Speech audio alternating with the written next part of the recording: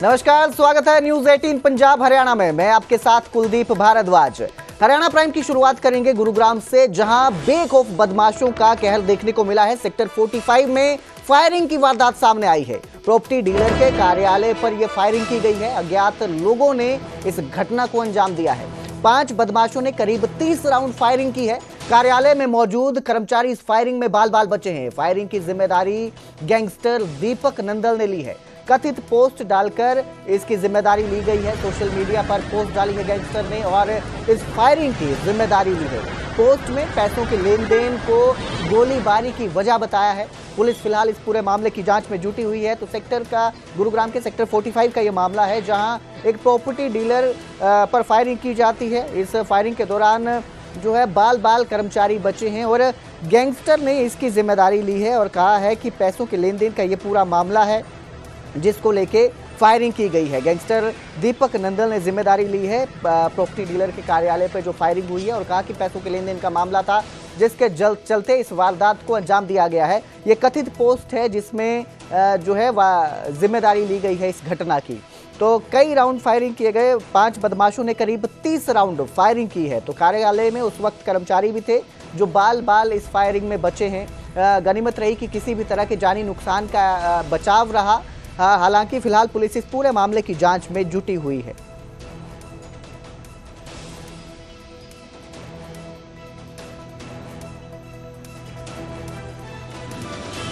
गुरुग्राम के सेक्टर 45 पर MNR builder के यहाँ देर रात फायरिंग की घटना को अंजाम दिया गया। 5 नकाबपोश यहाँ पर पहुंचे और उसके बाद बिल्डर के दफ्तर पर तबाड़तोड़ फायरिंग की वारदात को अंजाम दिया। एक एक कर इन सभी 5 आरोपियों ने काफ़ी सारी जो गोलियां हैं वो इस दफ्तर के ऊपर चलाई गई हैं। करीब 30 राउंड फायर जो है वो किए गए हैं और यहाँ पर जो मौजूद लोग थे, गनीमत ये रही कि वो सभी सुरक्षित हैं और यहाँ पर हम कह सकते हैं कि एक बड़ी वारदात को अंजाम यहाँ पर देने में बदमाश कामयाब रहे हैं। इस दफ्तर के ऊपर आप अंदाजा इसी बात से लगा सकते हैं कि किस कदर गोलियों के निशान अभी भी यहाँ मौजूद हैं। जो ग्लास हैं इस ऑफिस के अंदर वो सभी एक तरह से टूट चुके हैं, क्योंकि काफ़ी सारी फायरिंग जो है यहाँ पर की गई है। एक के बाद एक सभी जो 5 आरोपी थे उन्होंने इस घटना को अंजाम दिया और उसके बाद यहाँ से भागने में भी कामयाब रहे। बताया जा रहा है कि यहाँ की जो CCTV फुटेज है, इस दफ्तर के अंदर जो CCTV कैमरे लगे थे उनको गुरुग्राम पुलिस ने अपने कब्जे में लिया है और अब जांच कर रही है कि आखिरकार इस पूरी घटना के पीछे की असल वजह क्या थी। दीपक नांदल नाम के गैंगस्टर ने इस वारदात के बाद सोशल मीडिया पर पोस्ट कर ये दावा किया है कि इस पूरी घटना को उसी ने अंजाम दिया है। उसके जो लोग थे उन्होंने इस पूरी वारदात को अंजाम दिया है। उसने ये दावा भी किया है कि इस ऑफिस के जो मालिक हैं रोहित रहेजा, उनके रिश्तेदार से उनका पैसे का लेन देन है और वो जो पैसे नहीं दिए गए तो उसने इस घटना को अंजाम दिया है।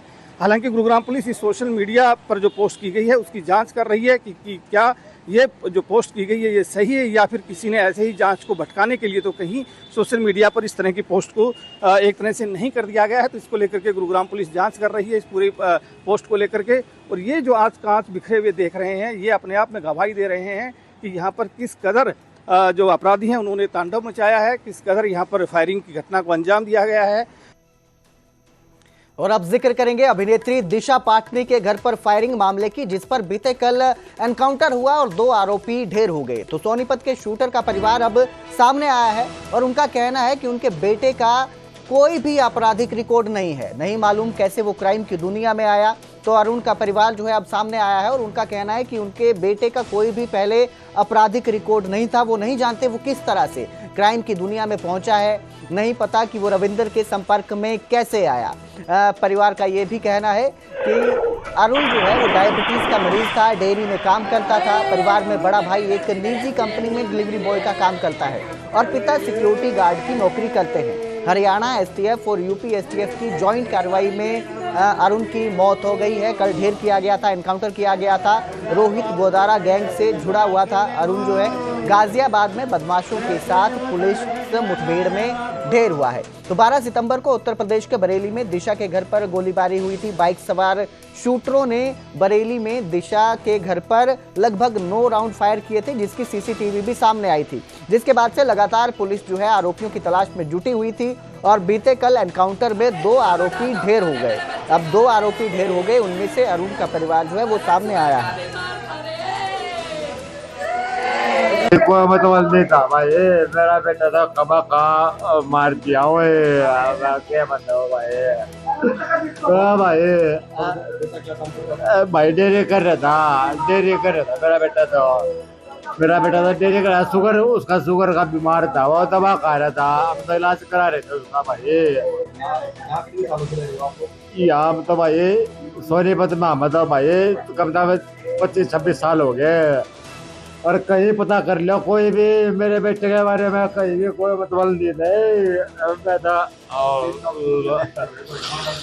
तो भाई कहीं भी कोई ना किसी का कॉलोनी में तो आया हो, हम वो भी फिर मत मानने, पर किसी का कॉल होना नहीं था मेरे बेटे का। तो हमारा तो वही था, किसी का यार दोस्त कोई बुला कर ले गया, वो चलेगा भाई, हमारा कोई लड़ाई झगड़ा नहीं, जो थोड़ी पड़ोसी जब पूछ ले भाई। आपको पुलिस ने बताया है कि ना कोई नहीं बताया, पुलिस वाले आए थे 2 जने, पर कुछ नहीं बताया गया। गुरुग्राम के एक सिविल जज पर भ्रष्टाचार के आरोप लगे हैं। गुरुग्राम जिला बार के अध्यक्ष ने ये गंभीर आरोप लगाए हैं। जज पर करोड़ों रुपए की रिश्वत लेकर फैसला सुनाने के इल्जाम है। बिल्डर M3M पक्ष में फैसला सुनाया गया था। रिटायरमेंट से ठीक 3 दिन पहले यह फैसला सुनाया गया था। हजारों केस पेंडिंग होने के बावजूद भी इस केस को स्पेशल तरजीह देने के भी आरोप लगे हैं और भ्रष्टाचार के आरोप लगे हैं एक सिविल जज पर। आप खुद सोच सकते हैं कि जिससे इंसाफ की उम्मीद की जाती है, लोगों को भरोसा होता है कि जो जज इंसाफ करेगा, सही फैसला सुनाएगा, उसी जज पर अब ये भ्रष्टाचार के आरोप लगे हैं। करोड़ों की रिश्वत लेकर फैसला सुनाने के आरोप लगे हैं। ये भी आरोप है कि जज रिटायर्ड होने वाला था, 3 दिन पहले ही उसने इस केस को स्पेशल तरजीह दी और उसके बाद इस केस में फैसला सुनाया है। तो एक जज पर भ्रष्टाचार के गंभीर आरोप का यह मामला गुरुग्राम से सामने आया है।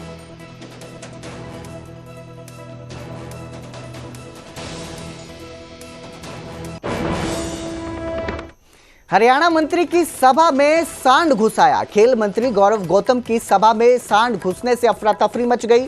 मीडिया बाइट के दौरान मंत्री भी बाल बाल बचे हैं। इसकी वजह से जिस तरह से सांड सभा में घुसा है, हड़कंप मच गया, लोगों में अफरा तफरी का माहौल देखने को मिला। दरअसल पलवल के आगवानपुर गांव में खेल मंत्री जो है एक सभा के लिए पहुंचे थे। दरअसल खेल मंत्री गौरव गौतम ग्रामीणों का धरना समाप्त करवाने पहुंचे थे और सभा के बाद मीडिया से बातचीत करने के लिए खड़े हुए थे। तभी इसी दौरान अचानक से एक सांड सभा की ओर आ गया और हड़कंप मच गया, जिसके बाद खुद मंत्री भी इसमें एक बड़ा हादसा टल गया है, होने से टल गया। मंत्री भी इससे बचे। जिस तरह से सांड सभा में घुसा, खेल मंत्री उस समय मीडिया बाइट कर रहे थे, वो भी बाल बाल बचे हैं। तो सांड के सभा में घुसते ही हड़कंप देखने को मिला। हड़कंप और अफरा तफरी का माहौल पैदा हो गया था। खेल मंत्री गौरव गौतम पलवल पहुंचे थे, वहीं पर यह सांड उनकी सभा में घुसता नजर आया।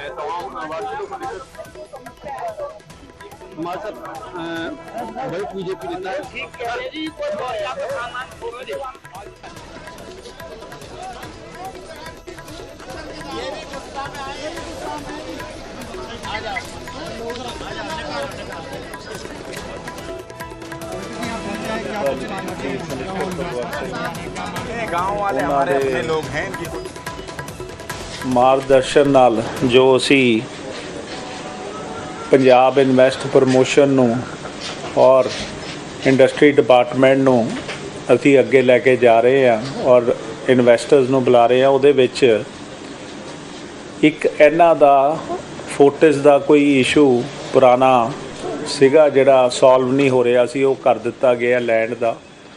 ਔਰ ਇਹ ਕੋਈ 950 ਕਰੋੜ ਰੁਪਏ ਦੀ ਐਕਸਪੈਂਸ਼ਨ ਕਰਨ ਜਾ ਰਹੇ ਆ ਮੋਹਾਲੀ ਹਸਪੀਟਲ ਦੇ ਨਾਲ।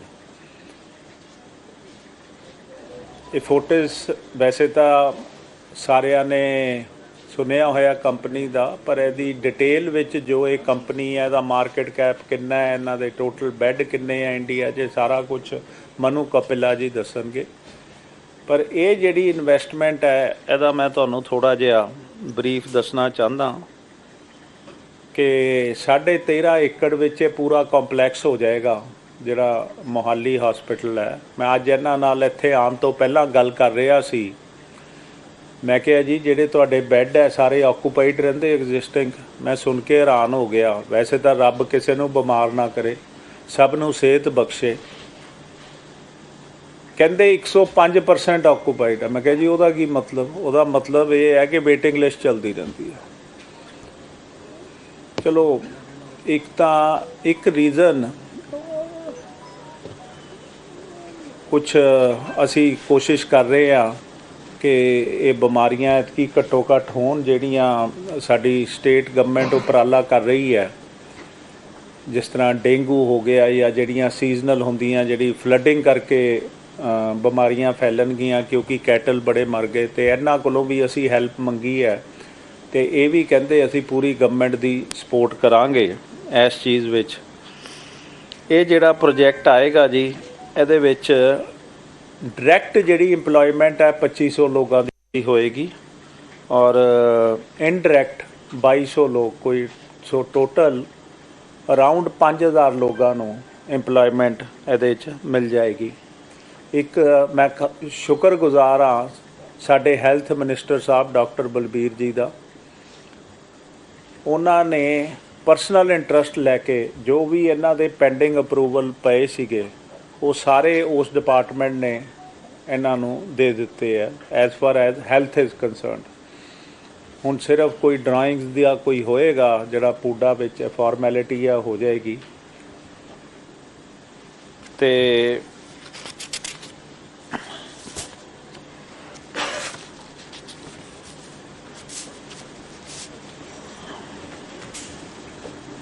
ਇਹ ਜਿਹੜਾ ਹਸਪੀਟਲ ਹੈ ਮਲਟੀ ਸਪੈਸ਼ਲਿਟੀ ਹਸਪੀਟਲ ਬਣਨ ਜਾ ਰਿਹਾ। ਇਹਦੇ ਵਿੱਚ ਸਾਰੀਆਂ ਸਪੈਸ਼ਲਿਟੀਜ਼, ਅੰਕੋਲੋਜੀ, ਹਾਰਟ, ਇਹ ਤਾਂ ਸਾਰਾ ਕੁਝ ਹੋਏਗਾ, ਪਲੱਸ OT ਵੀ ਨਵੇਂ ਬਣਨਗੇ, ਬਟ ਜਿਹੜੇ OT ਬਣਨਗੇ ਉਹ state of the art OT ਹੋਣਗੇ। ਰੋਬੋਟਿਕ ਸਰਜਰੀਜ਼ ਵੀ ਉੱਥੇ ਹੋਣਗੀਆਂ। ਇਹ ਸਾਰੀਆਂ ਉਹਦੇ 'ਚ ਫੈਸਿਲਿਟੀਜ਼ ਹੈ। ਫਰਦਰ ਮਨੂ ਕਪਿਲਾ ਜੀ ਤੁਹਾਨੂੰ ਆਪ ਦੱਸਣਗੇ ਕਿ ਇਹਨਾਂ ਦਾ ਕੀ ਐਕਸਪੀਰੀਅੰਸ ਹੈ ਪੰਜਾਬ ਇਨਵੈਸਟ ਨਾਲ, ਔਰ ਇਹ ਆਪਣੇ ਕੰਪਨੀ ਬਾਰੇ ਵੀ ਦੱਸਣਗੇ, ਤੇ ਜੇ ਕੋਈ ਪ੍ਰੋਜੈਕਟ ਦਾ ਕੁਝ ਇਨਫੋਰਮੇਸ਼ਨ ਰਹਿ ਗਈ ਹੈ ਉਹ ਵੀ ਦੱਸਣਗੇ। ਵੈਸੇ ਇੱਕ ਹੋਰ ਇਹਨਾਂ ਨੇ ਮੈਨੂੰ ਅੱਜ ਦੱਸਿਆ ਕਿ ਅਸੀਂ ਫਰਦਰ ਇਨਵੈਸਟਮੈਂਟ ਅੰਮ੍ਰਿਤਸਰ ਵੀ ਕਰਨ ਜਾ ਰਹੇ ਹਾਂ, ਪਰ ਉਹ ਹਲੇ ਕਿਉਂਕਿ ਕੈਪ ਫਾਈਲ ਨਹੀਂ ਹੋਇਆ, ਉਹਦੀ ਡਿਟੇਲ ਨਹੀਂ ਸੀ, ਬਟ ਉਹ ਵੀ 2-3 ਮਹੀਨਿਆਂ 'ਚ ਪੂਰਾ ਇਹ ਕੈਪ ਫਾਈਲ ਕਰਕੇ ਉਹਦੀ ਅਲੱਗ ਅਨਾਉਂਸਮੈਂਟ ਹੋਏਗੀ। ਮਨੂ ਕਪਿਲਾ ਜੀ। ਸਤਿ ਸ਼੍ਰੀ ਅਕਾਲ ਸਾਰਿਆਂ ਨੂੰ ਜੀ।